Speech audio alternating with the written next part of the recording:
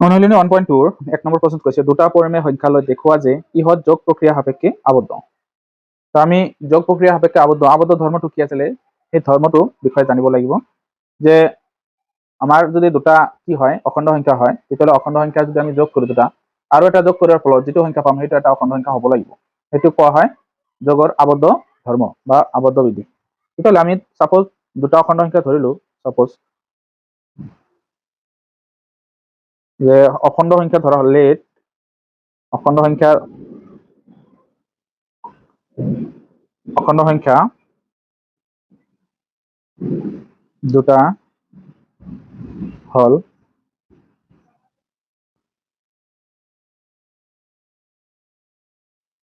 অখণ্ড সংখ্যাৰ কথা কোৱা নাই ইয়াত কিছু পৰিমেয় সংখ্যাৰ কথা। ইয়াত আমি পৰিমেয় সংখ্যা দুটা ল'ব লাগিব। লেট পৰিমেয় সংখ্যা দুটা হল পৰিমেয় সংখ্যা দুটা হল এটা আমি ধৰিলো 1/5 আৰু আনটো হল 2/3। এই দুটা আমি পৰিমেয় সংখ্যা ধৰিলো। এতিয়া যোগৰ যেটো আবদ্ধ ধৰ্ম আছে যোগ প্ৰক্ৰিয়াৰ সেই আবদ্ধ ধৰ্ম হিচাপে এই দুটা যোগ কৰিলে আমি বেলেগ এটা পৰিমেয় সংখ্যা পাব লাগিব। গতিকে আমি যোগ কৰো তা আবদ্ধ ধৰ্ম সাপেক্ষে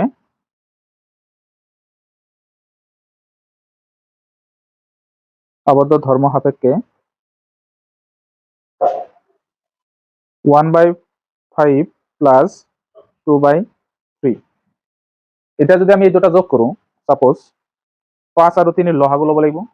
5 আৰু 3 লসাগু হল 15। ইয়াত 5 এৰে 15 হৰণ কৰিলে 3 বাৰ যায়। সেই 3 আমি ওপৰৰ 1 পূৰণ কৰিম 3 1 গুণ 3 3 15 ভিতৰত হৰণ যায় 5 বাৰ 5 দুগুণে 10। এতিয়া 3 আৰু 10 যোগ কৰিলে হয় 13 আৰু তলত হল 15। এইটো এটা কি হয় পৰিমেয় সংখ্যা হয়। গতিকে আমি দুটা পৰিমেয় সংখ্যা যোগ কৰাৰ ফলত আৰু আন এটা পৰিমেয় সংখ্যা পালো এইটোকে কোৱা হয় যোগৰ আবদ্ধ ধৰ্ম। গতিকে এইটো আমাৰ প্ৰমাণ হৈ গ'ল। এতিয়া আমি 2 নম্বৰ প্ৰশ্নটো আলোচনা কৰিম। 2 নম্বৰ প্ৰশ্নটোত কৈছে যে 1/6 - 2/3 5/7 পৰিমেয় সংখ্যা তিনিটাৰে দেখুওৱা যে ইহঁতে যোগত সহযোগ বিধি মানি চলে। গতিকে এইটো আমি প্ৰমাণ কৰি দেখুৱাব লাগে যে সহযোগ বিধি মানি চলে নে নাই। তো এনসাৰ তো ইয়াত আমাৰ এই তিনিটা পৰিমেয় সংখ্যা দিয়া আছে। সহযোগ বিধিটো আমাৰ কি আছিলে সেইটো আমাৰ জানিব লাগিব। সহযোগ বিধিটো হল এইটো হল আমাৰ সহযোগ বিধি a/b c/d e/f a/b c/d e/f। গতিকে প্ৰথমত এইটো যোগ আছিলে দ্বিতীয়তে এই দুটাত ব্ৰেকেট আছিলে তৃতীয়টোত এই দুটাত ব্ৰেকেট আছে। তো সমান চিহ্নৰ সেইফালে আৰু এইফালে সহযোগ বিধি মানি চলে নে নাই আমাৰ পৰীক্ষা কৰি চাব দিছে।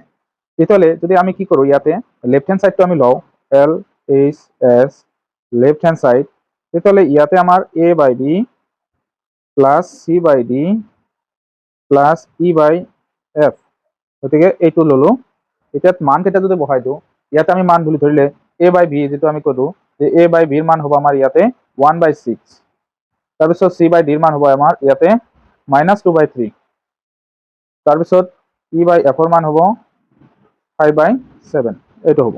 গতিকে ইয়াত আমি মান কেইটা বহাই দিওঁ 1/6 মাইনাস প্লাস -2/3 আৰু e/f এইটো হ'ব 5/7। তাৰপিছত ইয়াতে আমি এটা কাম কৰো যে 1/6 মাইনাসে প্লাসে মাইনাস 2/3 এই দুটা মাইনাস আৰু প্লাস পূৰণ হলে মাইনাস হ'ব। তাৰপিছত প্লাস 5/7। এতিয়া এই দুটা লসাগু হ'ব 6। এতিয়া 1 মাইনাস 3 দুবাৰ যাব ইয়াত 4 হ'ব প্লাস 5/7।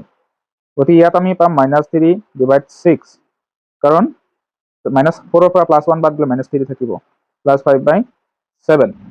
তাৰপিছত ইয়াত আমি 3 ৰে কাটাকাটি কৰিলে এবাৰ যাব ইয়াত দুবাৰ যাব গতিকে -1/2 প্লাস 5/7। তাৰপিছত ইয়াত আকৌ লসাগু ললে লসাগু হ'ব আমাৰ 14। 2 14 ৰ ভিতৰত 7 বাৰ যায় গতিকে -7 7 দুবাৰ যাব 2 5 গুণে 10 গতিকে ইয়াত কিমান পাম আমি -3/14। এটা আমাৰ লেফট হ্যান্ড সাইড পালো। এটা যদি আমি ৰাইট হ্যান্ড সাইড কৰো অৰ্থাৎ RHS ৰাইট হ্যান্ড সাইড ইয়াত আছে আমাৰ a/b plus b c/d plus e/f। কিন্তু এই দুটাত এটা ব্ৰেকেট আছে। এতিয়া a/b ৰ মান হল 1/6 প্লাস c/d ৰ মান হল -2/3 আৰু e/f ৰ মান হল 5/7। এতিয়া 1/6 প্লাছ ইয়াত লসাগু হ'ল 21 3 21 ভিতৰত 7 বাৰ 7 দুগুণে 14 প্লাছ 7 3 বাৰ 3 5 15 গতিকে 1/6 প্লাছ ইয়াত থাকিব আমাৰ কিমান 1/21 সৰি ইয়াতে মাইনাছ নহ'ব এইটো যিটো মাইনাছ দিছিলোঁ আমাৰ এইটো মাইনাছ নহ'ব প্লাছটো হ'ল ডাঙৰ তো এইটো হ'ল তাৰপিছত আমি কি কৰিম ইয়াৰ পৰা আমাৰ লসাগু হ'ব আমাৰ কিমান 21 আৰু 6 ৰ লসাগু কিমান হয় যদি 3 ৰে দাও 7 হ'ব 2 হ'ব গতিকে 3 6 7 গুণ 42 তো 42 হ'ব লসাগু 6 7 বাৰ যাব আৰু 21 দুবাৰ যাব গতিকে ইমান হ'ব 9 আৰু ইয়াত হ'ব 42 এতিয়া যদি আমি 3 ৰে কাটাকাটি কৰোঁ ইয়াত 3 3 বাৰ যাব ইয়াত 3 14 বাৰ যাব গতিকে কিমান আমি 3/14 পাম গতিকে এইটো আৰু এটা আনসাৰ একে হ'ল গতিকে আমাৰ সহযোগ বিধি মানে হয়নে গতিকে left hand side equal to right hand side এটা আমি প্রুফ কৰি দেখুৱালো যে মানে তো প্ৰুফ হৈ গ'ল এতিয়া আমি 3 নম্বৰ প্ৰশ্নটোৰ সমাধান কৰিম 3 নম্বৰ প্ৰশ্নত কৈছে যোগাত্মক একক কাক বোলে তো এইটোৰ আনসাৰ হ'ব যে শূন্যক যোগাত্মক একক বুলি কোৱা হয় একক বুলি কোৱা হয় কাৰণ শূন্যৰ লগত যদি আমি যিকোনো সংখ্যা যদি যোগ কৰোঁ সেই সংখ্যাটি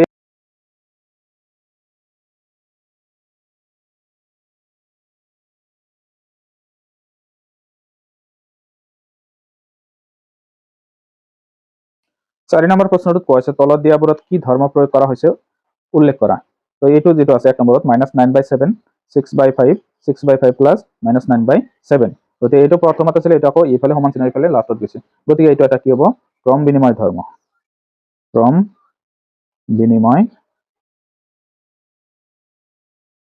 ধৰ্ম অৰ্থাৎ দুটা পৰিসংখ্যা যেটো ক্ৰমে যোগৰ যেটো ক্ৰমতে যোগ নকৰো কিয় মানে আৰু এটা পৰিসংখ্যা হ'ব এটা আছিল আমাৰ সূত্ৰ দুটা পৰিসংখ্যা যিকোনো ক্ৰমত যোগ কৰিলে যোগফল একেই থাকে গতিকে এই দুটা যোগফল একেই থাকিব তাৰপিছত এইটো দিছে 5/13 প্লাস 3/-11 3/-11 প্লাস 5/13 গতিকে এইটোৰ লগত এইটো মিলিছে এইটো হ'ব আমাৰ ক্ৰম বিনিময় ধৰ্ম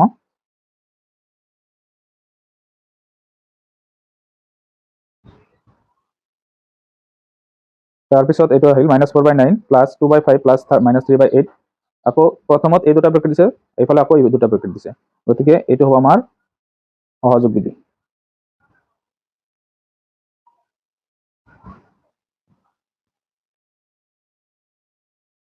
তাৰপিছত আহিল এইটো 4 নম্বৰ 11/19 প্লাস 0 0 লগত যিকোনো সংখ্যা যোগ কৰিলে 0 হয় কি সৰি সেই সংখ্যাটোৱে হয় গতিকে এটা আছিল এটা আছিল আমাৰ এই কি আছিল যোগাত্মক এককৰ অস্তিত্ব যোগাত্মক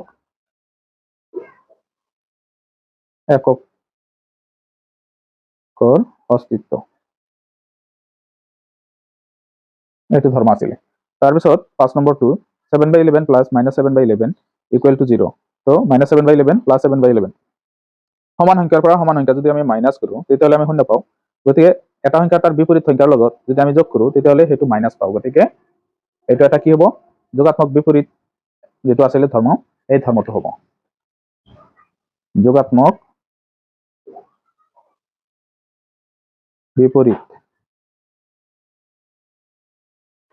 বিপৰীতৰ অস্তিত্ব অৰ্থাৎ আমি বিপৰীত ধৰ্ম বুলি ক'ব পাৰোঁ যোগাত্মক বিপরীত তেতিয়াহ'লে আমি যদি 7/11 লৈছো ইয়াত আকৌ কি কৰিছে যোগ কৰিছে -7/11 গতিকে এটা প্লাসও থাকিলে এটা মাইনাসও থাকিলে এটো কি বিপরীত হৈ যায় যাৰ কাৰণে এই দুটা যোগ কৰিলে আমি 0 পাম গতিকে এই দুটা যোগ কৰিলে আমি 0 পাম গতিকে এটো যোগাত্মক বিপৰীতৰ অস্তিত্ব তো এইখিনি আছিল 4 নম্বৰ প্ৰশ্নটোৰ সমাধান এতিয়া আমি 5 নম্বৰটো সমাধান কৰিম তো 5 নম্বৰ প্ৰশ্ন কৈছে যোগৰ সহযোগ ধৰ্ম প্ৰয়োগ কৰি দেখুৱা যে 10/7 plus -4/11 plus 2/7 equal 2/7 plus 10/7 plus -4/11 গতিকে এইকেইটা আমাৰ কি কৰিব লাগে যোগৰ সহযোগ ধৰ্ম প্ৰয়োগ কৰিব লাগে ইয়াতে ইয়াত যদি আমি কি কৰো आंसर ইয়াত আমি যদি a বাই b এৰ মান যদি ধৰো সাপোজ 10/7 আৰু এটা আছিল c/d তাৰ মান যদি আমি ধৰো -4/11 আৰু এটা আছিল e/f ইয়াৰ মান যদি আমি কি লও 2/7 গতিকে এই তিনিটা আমি পৰিসংখ্যা ভাগ কৰি ললো এইফালে তিনিটা আছে কিন্তু বেলেগ বেলেগ হৈ আছে এটা যদি আমি এই ধৰ্মটো ব্যৱহাৰ কৰো যেটো ধৰ্ম আছিল সহযোগ বিধি তো সহযোগ বিধিটো হল সহযোগ বিধি সেইটো আছিলে a by b plus c by d plus e by f equal a by b plus c by d plus e by f। গতিকে এইটো আছিলে সহযোগ বিধি। ইয়াত যদি আমি এটা কাম কৰোঁ যে প্ৰথমে দুটা যদি ব্ৰেকেটত ৰাখোঁ, এইফালে লাষ্টৰ দুটা ব্ৰেকেটত থাকিব, তেতিয়া দুয়োফালে সমান হয়নে নাই এইটো পৰীক্ষা কৰিব লাগে। আমি যদি লেফ্ট হেণ্ড চাইডটো লওঁ, a by b plus c by d plus e by f, তাৰপিছত a by b ৰ মান হ'ল আমাৰ 10/7, c by d ৰ মান -4/11 প্লাছ e by f ৰ মান হ'ল 2/7। এতিয়া এই দুটাৰ লসাগু হ'ব 77। তাৰপিছত ইয়াত হ'ব 11 বাৰ যাব, গতিকে ইয়াৰ লগত যদি 11 পূৰণ হয় 110 হ'ব, আৰু মাইনাছে প্লাছে -11 7 বাৰ যাব, 728 হ'ব, 7 গুণ। তাৰপিছত ইয়াত প্লাছ 2/7। এতিয়া ইয়াত 110ৰ পৰা 28 বাদ গ'লে আমাৰ কিমান থাকিব? 110 28, 10ৰ পৰা 8 গ'লে 2 0, 10ৰ পৰা 2 গ'লে 8, 82 থাকিব ইয়াতে, আৰু ইয়াতে 77 প্লাছ 2/7। ইয়াত আকৌ লসাগু কিমান হ'ব? 77 হ'ব। গতিকে এইটো এবাৰ যাব 82, আৰু 77 কিমান বাৰ যাব? 11 বাৰ যাব, 11 দুগুণে 22 হ'ব। তাৰপিছত 2 আৰু 2 যোগ কৰিলে 4, 8 10, 104 তলত 77। তাৰপিছত আমি ৰাইট হেণ্ড চাইডটো লৈছোঁ। ৰাইট হেণ্ড চাইড, ইয়াত a by b plus c by d plus e by f, তো ইয়াত এই দুটা ব্ৰেকেটত থাকিব। তাৰপিছত 10/7 এইটোৰ মান প্লাছ c by d ৰ মান হ'ল -4/11 প্লাছ e by f ৰ মান হ'ল 2/7।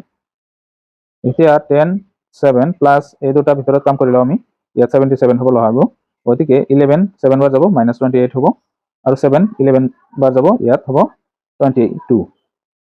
তাৰপিছত 10/7 ইয়াত থাকিব আমাৰ কিমান? 28ৰ পৰা 22 গ'লে 6 থাকিব, গতিকে -6 থাকিব, -6/77। তাৰপিছত ইয়াত যদি আমি মাইনাছে প্লাছে মাইনাছ হ'ব, ইয়াত লসাগু যদি 77 হয়, 7 11 বাৰ যাব, 110 বিয়োগ এইটো এবাৰ যাব 6। এতিয়া যদি বাদ দিওঁ 110ৰ পৰা যদি আমি 6 বাদ দিওঁ, 104 থাকিব, 104/77। গতিকে এইফালে 104 হৈছে, এইফালে 104 হৈছে, তলত 77 আছে, দুয়োফালে মিলি গৈছে। গতিকে left hand side is equal to right hand side, দুয়োফালে আমাৰ সমান হৈছে, এইটো প্ৰমাণ হৈ গৈছে। এইখিনি আছিল 5 নম্বৰ প্ৰশ্নটোৰ সমাধান। ভিডিঅ'টো আজি ইমানতে সামৰিছোঁ। যদি ভিডিঅ'টো ভাল লাগে প্লিজ চেনেলটো ছাবস্ক্ৰাইব কৰি দিব। ধন্যবাদ।